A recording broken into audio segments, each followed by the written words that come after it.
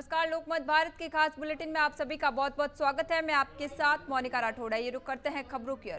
ग्वालियर की सियासत में एक बार फिर चर्चाओं का दौर तेज हो गया है। सवाल उठ रहा है कि क्या केंद्रीय मंत्री ज्योतिरादित्य सिंधिया के ग्वालियर आगमन के साथ ही प्रभारी मंत्री तुलसीराम सिलावट की सक्रियता बढ़ जाती है। ये सवाल तब और सुर्खियों में आ गया जब मीडिया से बातचीत के दौरान मंत्री सिलावट एक पत्रकार की तीखे सवाल पर असहज नजर आए। दरअसल प्रभारी मंत्री तुलसीराम सिलावट ग्वालियर में ओला पीड़ित किसानों के संबंध में आयोजित बैठक में भाग लेने यहां आए थे। बाद में एक पत्रकार ने प्रभारी मंत्री से सवाल उठाया गया कि क्या उनका ग्वालियर दौरा केवल तब होता है जब महाराज यानी ज्योतिरादित्य सिंधिया शहर में आते हैं। इस सवाल ने तुलसीराम सिलावट असहज कर दिया। जवाब में उन्होंने कहा कि साल भर का दौरा कार्यक्रम देख लिया जाए तब स्पष्ट हो जाएगा कि उन्होंने कितनी बार ग्वालियर का दौरा किया है। उन्होंने पत्रकार से कहा कि प्रभारी मंत्री को निर्देश मत दीजिए, समस्या बताइए, उसका समाधान किया जाएगा। साथ ही उन्होंने ये भी जोड़ा कि उनका लेखा जोखा उनकी पार्टी और सरकार रखती है और ग्वालियर के हित में उठाए गए हर मुद्दे पर सरकार सजग है।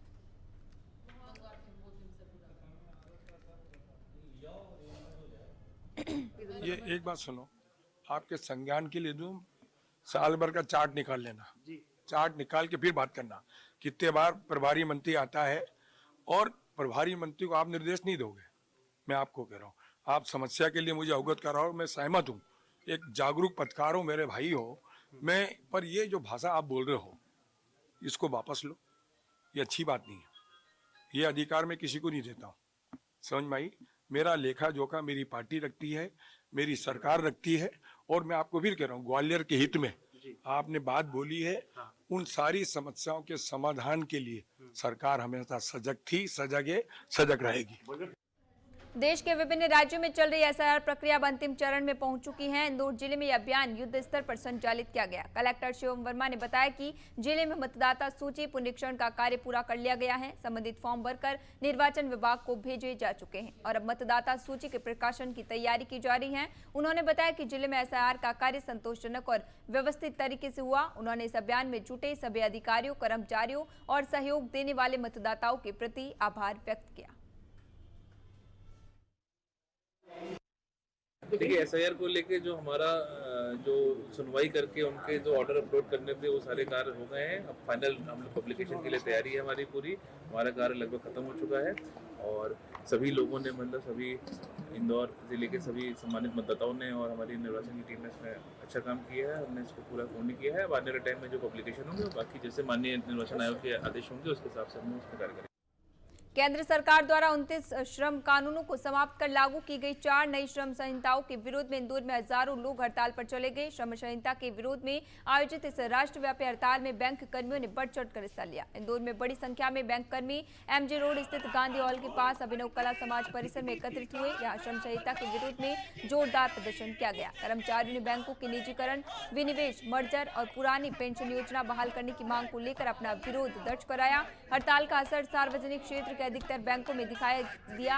बीमा, कोयला, खनिज, डाक विभाग और औद्योगिक इकाइयों के कर्मचारियों ने भी हड़ताल का समर्थन किया। इसके साथ ही संयुक्त किसान मोर्चा ने भी इस आंदोलन को समर्थन दिया है।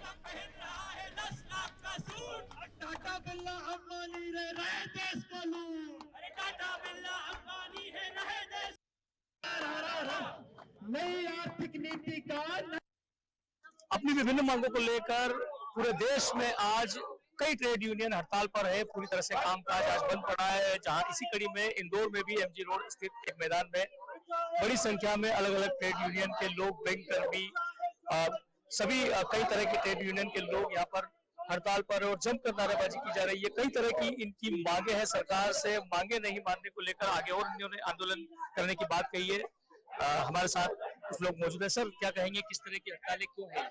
आज पूरे देश भर में 10 जो बड़े ट्रेड यूनियन है उन्होंने संयुक्त रूप से हड़ताल का आह्वान किया है और ये हड़ताल का मूल जो एजेंडा है वो 2 तरीके का है। एक तो जो श्रमिक पे हमला हो रहा है कि जो 4 श्रम संहिताएं लागू की हैं वो श्रम संहिताएं पूरी तरीके से मजदूरों का कत्लेआम कर देंगी, क्योंकि जो उनके हक अधिकार थे, कानून बना थे, वो सारे के सारे खत्म हो जाएंगे और मालिकों को खुली छूट मिल जाएगी मजदूरों को लूटने के लिए।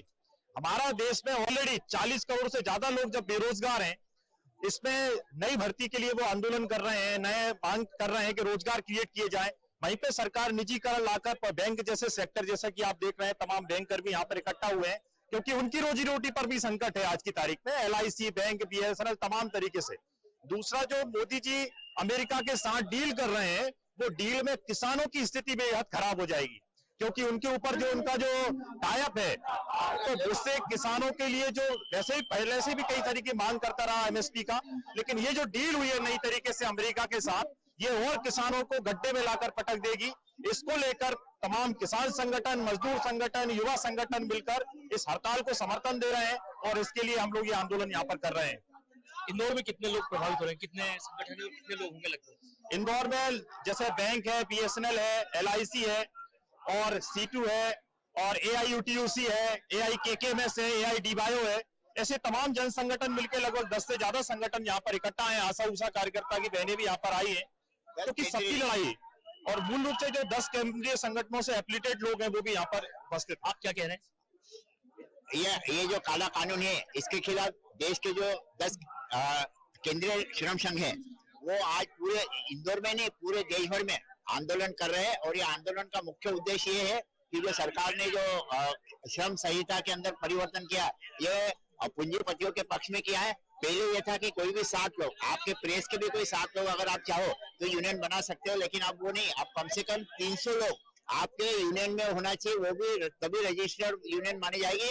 और रजिस्टर्ड आपने जैसे तैसे कर भी लिया तो मैनेजमेंट जो है, आप अगर कुछ आंदोलन करोगे, हड़ताल करोगे, तो पहले इन 300 लोगों का पहले आपको मतदान करना पड़ेगा कि 51% लोगों ने बोला कि हाँ हड़ताल करना है, तो वो मैनेजमेंट को भेजना पड़ेगा, मतलब मैनेजमेंट को पूरा समय देना पड़ेगा।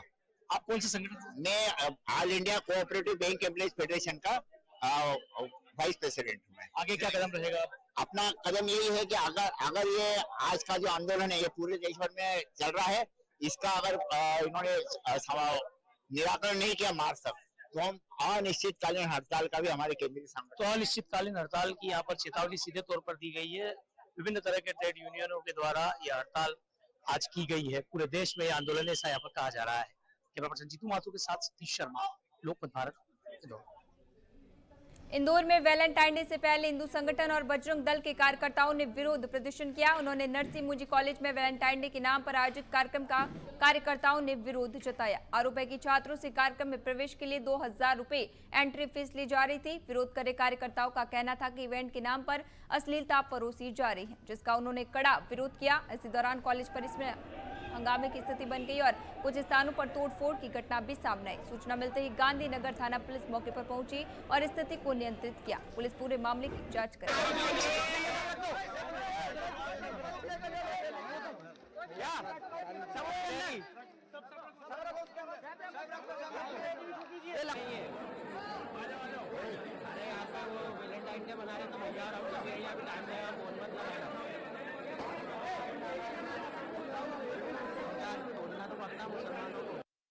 बेसिकली नरसिंह मुंजी कॉलेज का घटनाक्रम है जो गांधीनगर थाना क्षेत्र के अंतर्गत आता है। यहाँ पे वैलेंटाइंस डे का कोई कार्यक्रम हो रहा था और कुछ हिंदू संगठन के लोगों द्वारा कार्यक्रम को रोका गया है। कार्यक्रम की पहले सूचना पुलिस के पास नहीं थी और जैसे ही पुलिस को सूचना मिली तो एरोड्रम और गांधीनगर की पुलिस तत्काल पहुंच के जो है सिचुएशन को कंट्रोल में लाया गया। इसमें दोनों पक्षों से बातचीत की जाएगी। हिंदू संगठन से भी हमारी यही अपील है कि आपको अगर इस टाइप की सूचना मिले तो हमें इन्फॉर्म करें और ताकि पुलिस उसमें आगे की कार्रवाई करे। और कोई भी ऑर्गेनाइजर जब इस टाइप के कार्यक्रम ऑर्गेनाइज करते हैं तो वो पुलिस को पहले सूचना दे और उसके बाद ही इस टाइप के कार्यक्रम ऑर्गेनाइज करें। इंदौर के गांधीनगर क्षेत्र में स्थित नरसिंह मुंजी कॉलेज में आज जमकर हंगामा देखने को मिला। दरअसल विद्यार्थी वहां पर वैलेंटाइन डे मना रहे थे। मौके पर हिंदू संगठन के लोग पहुंचे और तोड़फोड़ की घटना को अंजाम दिया। वहीं इस आयोजन को लेकर परमिशन ली गई थी या नहीं, इसको लेकर भी पुलिस जांच कर रही है। फिलहाल स्थिति नियंत्रण में है।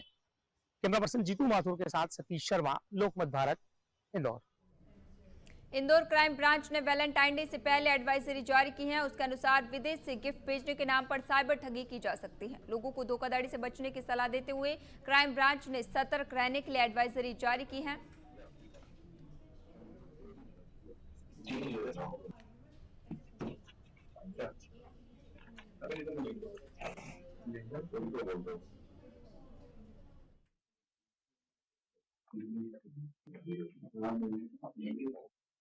इसमें इंदौर पुलिस कमिश्नर जारी की है। ऐसा बताना चाहूंगा कि इस तरह से मैसेज आते हैं फेक डेटिंग ऐप के माध्यम से फेक प्रोफाइल पर चले जाते हैं। लोगों के साथ या तो सेक्स होता है या फिर उनको गिफ्ट के नाम पर उनके साथ फ्रॉड होता है या फिर उनको कहीं एकांत बुलाया जाकर उनके साथ मारपीट की जाकर उनके साथ लूट की घटना भी हो सकती है।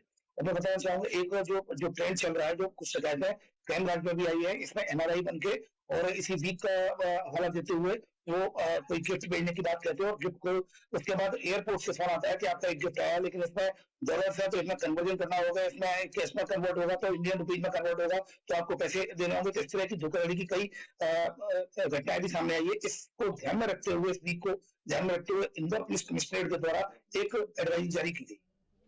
इंदौर के चंदन नगर क्षेत्र में एक व्यापारी ने सूदखोरों से परेशान होकर जहर खा लिया। जहर खाने से पहले उसने एक वीडियो सोशल मीडिया पर वायरल किया जिसमें उसने पिता और पुत्र समेत 3 लोगों पर गंभीर आरोप लगाए हैं। व्यापारी की हालत गंभीर है और उसे मालवा अस्पताल के आईसीयू में भर्ती कराया गया है। पुलिस को उसके मोबाइल से एक वीडियो भी मिला है जिसमें उसके कड़ाव घाट और बंबई बाजार क्षेत्र के 3 लोगों पर करीब 10 लाख रुपए की लेनदेन और भारी ब्याज वसूली के आरोप लगाए गए हैं। मोहसिन का कहना है कि वह लाखों रुपए दे चुका है। इसके बावजूद मकान की रजिस्ट्री और चेक आरोपियों के पास है। पुलिस मामले की जांच कर रही है।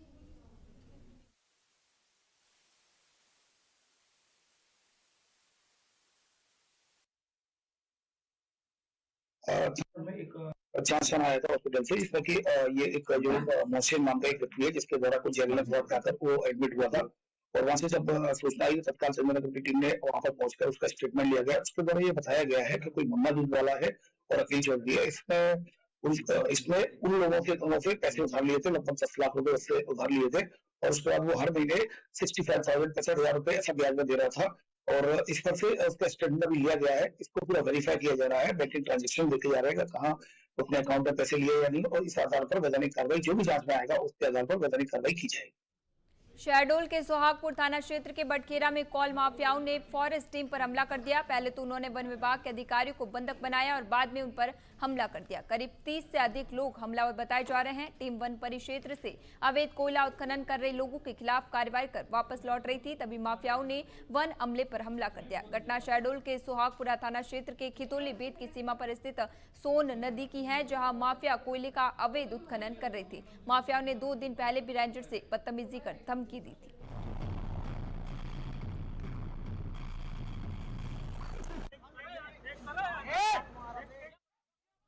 जिला अस्पताल में स्वास्थ्य व्यवस्थाओं पर सवाल खड़े हो रहे हैं। मामला आईसीयू में भर्ती एक गंभीर मरीज से जुड़ा है, जिसे सुबह 11 बजे इंदौर एमवाई अस्पताल रेफर किया गया, लेकिन रात 1 बजे तक एम्बुलेंस उपलब्ध नहीं हो सकी। लगभग 14 घंटे तक मरीज जिला अस्पताल में ऑक्सीजन सपोर्ट पर भर्ती रहा और परिजन अधिकारियों से गुहार लगाते रहे। क्षेत्र विधायक राजन मंडलोई ने बताया कि रात करीब 8 बजे जिला अस्पताल पहुंचने पर परिजनों ने पूरी स्थिति बताई। विधायक ने तत्काल सिविल सर्जन और अन्य अधिकारियों से संपर्क किया और इसे गंभीर लापरवाही बताते हुए सरकार पर आरोप लगाए।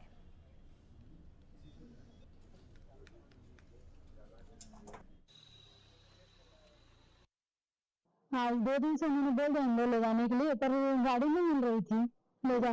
कौन सी गाड़ी नहीं मिल रही? 108 नंबर की बोले गाड़ी नहीं है। फोन तो वो लगा ही रही है पर गाड़ी आ ही नहीं रही। सुबह आज 11 बजे से बोल दिया था पर आई नहीं रही गाड़ी। नहीं 11-12 बज गए, 1 बज गए रात को, अभी तक नहीं गाड़ी आई है। बोले अभी भी बोले आ रहे अभी तक नहीं आई है। कौन मरीज कौन लड़की, क्या नाम है? अनिल परिहार। उनके पापा को भी कैंसर की बीमारी, हम ननद भोजे 2 जन है, भाभी और नहीं है, कोई परिवार में ज्यादा परिवार है ही नहीं। हम 2 ही बता रहे हैं, खुद भी परेशान हो रहे हैं। वहाँ सुबह मतलब 11 बजे से रात के 1 बज गई, अभी तक एम्बुलेंस नहीं। और ये दावे क्या है? मतलब गरीब व्यक्ति का तो इलाज ही नहीं हो पाएगा। ये ऐसी व्यवस्था मैं भी कर दूं कि वो इसे प्राइवेट इनको पहुंचा दे, लेकिन जब तक पेशेंट की स्थिति ऐसी है कि आईसीयू में पेशेंट भर्ती है और उसको कम से कम ऑक्सीजन एम्बुलेंस के अंदर ऑक्सीजन देता है तो ऐसी एम्बुलेंस मिले तो पेशेंट चले जाए। एक तरह से सरकार की घोर लापरवाही है। सरकार केवल दावे करती है लेकिन हकीकत कुछ सबके सामने है। आप खुद देख रहे हो, आप आपको हम पेशेंट को दिखाएंगे कैसी हालत पेशेंट की और किस प्रकार से रिएक्शन जिला प्रशासन का, जिला अस्पताल प्रशासन का या जो एम्बुलेंस सेवा वाले का है। बैतूल में रेत से भरा एक डंपर अचानक अनियंत्रित होकर सड़क किनारे बने मकान पर पलट गया। हादसे के समय घर के अंदर परिवार के सदस्य मौजूद थे। गनीमत रही कि कोई हताहत नहीं हुआ। घटना बैतूल बाजार थाना क्षेत्र के बोरी कास गांव की है। इस हादसे में मकान मालिक को हजारों रुपए के सामान का नुकसान हुआ। प्रत्यक्षदर्शियों के अनुसार चालक डंपर से नियंत्रण खो बैठा था, जिसके बाद वाहन सीधे मकान की दीवार तोड़ते हुए पलट गया।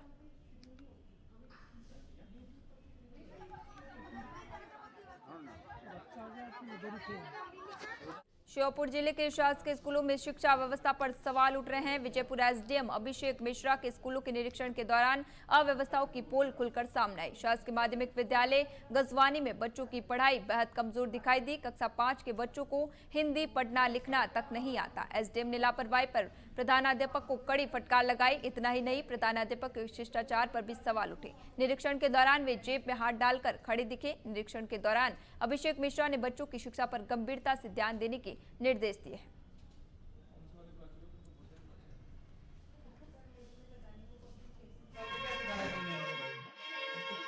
नहीं लिख पा रहा है, सुनता लिखा है उसने, क्यों भाई? बहुत सी दिक्कत आती है तो बच्चे वहां से सीखते नहीं है। अरे तुम का ही बैठे हो यार, हिंदी लिखना नहीं आती इनको, कौन पढ़ाता है हिंदी भाई? हिंदी टीचर कौन है? अभी के लिए खबरों में इतना ही। तब तक के लिए बने रहिए लोकमत भारत के साथ सच का।